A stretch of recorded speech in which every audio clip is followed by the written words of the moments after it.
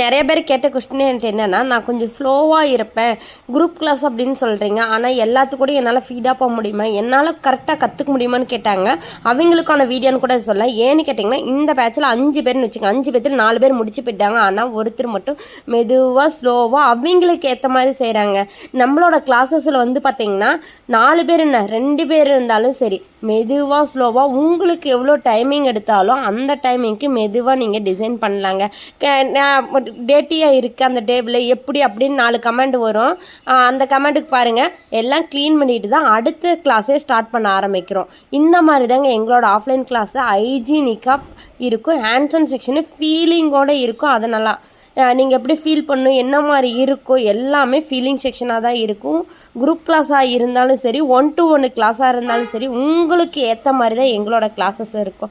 இன்றைக்கி class Barbie class தாங்க. Black forest, 5-1 dream cake, இந்த மாதிரி தாங்க கிளாஸஸ் போச்சு. உங்களுக்கு இந்த மாதிரி சம்மரில் கிளாஸ் என்ன நம்ம டிடிகே காட்ட மறக்காமல் ஃபாலோ பண்ணி